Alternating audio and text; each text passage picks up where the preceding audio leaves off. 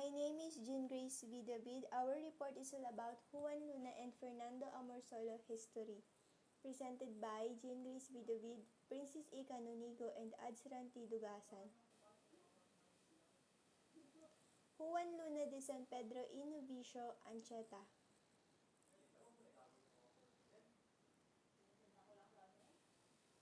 How is he viewed by known historians, writers, and other international or local? Filipino historian Ambeth Ocampo writes, "The fact remains that Twin Luna and Felix Resurrection Hidalgo won the top awards in the Madrid Exposition of 1884.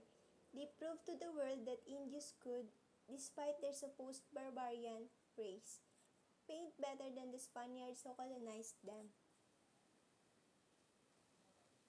Family background. Father's name, Don Joaquin Damaso Luna de San Pedro y Posadas. Was a Filipino revolutionary and politician.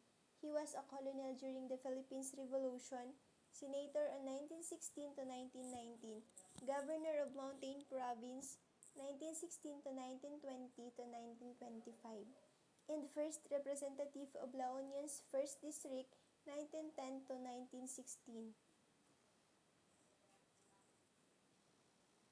Mother's name, Dunya Loriana Novicio y Ancheta.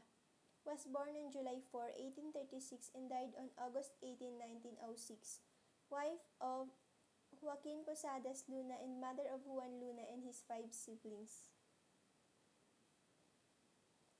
Full name, Juan Luna de San Pedro y Novicio Ancheta. Birth date, October 23, 1857. Birthplace, Badoc, Ilocos Norte, Philippines. Hometown, Badoc, Ilocos Norte, Philippines.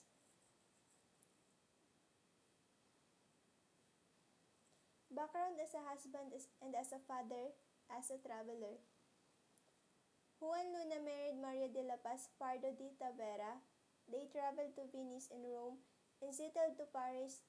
They had one son named Andres and a daughter Maria de la Paz, nicknamed Bibi, who died when she was 3 years old. Luna was fond of his wife. However, the jealous Luna frequently accused Paz of having an affair with a certain Monsignor Dosac.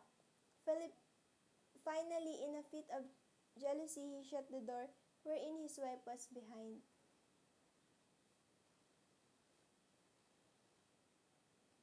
In 1877, Manuel and Juan Luna traveled to Europe, where Manuel studied music and Juan painting. Juan entered the Escuela de Bellas Artes de San Pedro. Fernando Luna was discontented with the style of teaching in school and decided that it would be much better to work with Vera. Then Vera brought him to Rome for some of his commissions, and Luna was exposed to the art of the Renaissance painters. It was in 1878 his artistic talents were established with the opening of the first art exposition in Madrid, which was called the Exposition Nacional de Bellas Artes, National Demonstration of Fine Arts. Have a good day, ma'am. I am Adsan Dugasan. I'm going to discuss the educational background of Juan Luna. In 1861, the Luna family moved to Manila and he went to Ateneo Municipal de Manila, where he obtained his Bachelor of Arts degree. Luna enrolled at the Escuela Nautica de Manila, now Philippine Merchant Marine Academy, and became a sailor. He took drawing lesson under the illustrious painting teacher Lorenzo Guerrero of Ermita, Manila. He also enrolled in Academy of Fine Arts, Academia de Dibujo y Pintura in Manila. How he behaved during Katipunan time. Juan Lona de San Pedro Innovacio Ancheta was a Filipino painter, sculptor, and a political activist of the Philippine Revolution during the late 19th century. He became one of the first recognized Philippine artists. Describe his death. Juan Luna traveled to Hong Kong and died there on December 7, 1899. from a heart attack. He remains were buried in Hong Kong and in 1920 were exhumed and kept in Andres Luna House to be later transferred to Nechi at the crypt of San Agustin Church in the Philippines. Juan Luna notable work, Spolarium, is a painting by a Filipino painter, Juan Luna. Luna, working on canvas, spent 8 months completing the painting, which depicts dying gladiators. The painting was submitted by Luna to the Exposition Nacional de Bellas Artes in 1884 in Madrid, where it garnered the first gold medal out of three. The picture recreates as despoiling scenes in a Roman circus where dead gladiators are stripped of weapons and garments. Together with other work of the Spanish Academy, the Espolarium was on exhibit in Rome in April 1884. It was a picture of Espolarium. Other notable work of Juan Luna: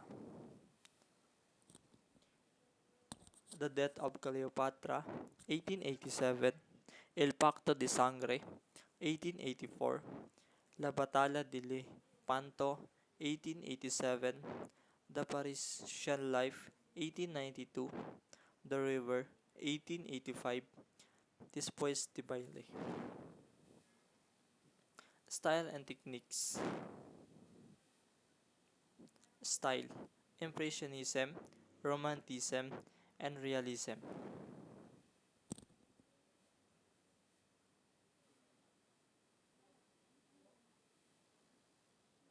Fernando Cueto Amorsalo.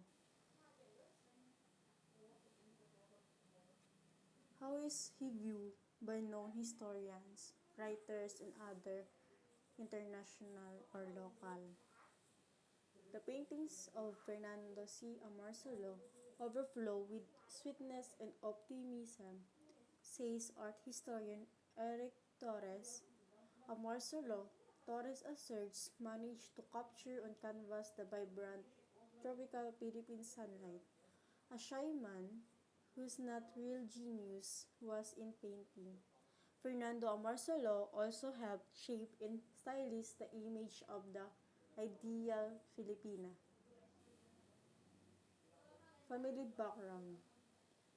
His father is Pedro Amorsalo, a bookkeeper, and his wife Bonifacio Cueto. One of five brothers, grew up in Fort Canaris Norte until moving to Manila upon the death of his father. Fernando Cueto Marcelo was born May 30, 1892 in Calaharan in Paco, Manila.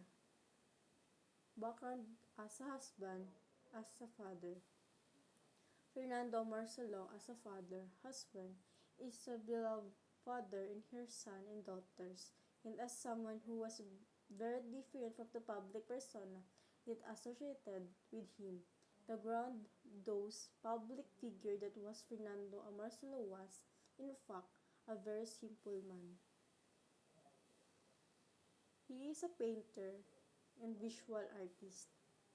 Marcelo, making a making of the Filipino flag, in particular, was widely reproduced. After being confined at Sitio Lucas Hospital in Quezon City for 2 months, Marcelo died of heart failure at the age of 79 on April 24, 1972.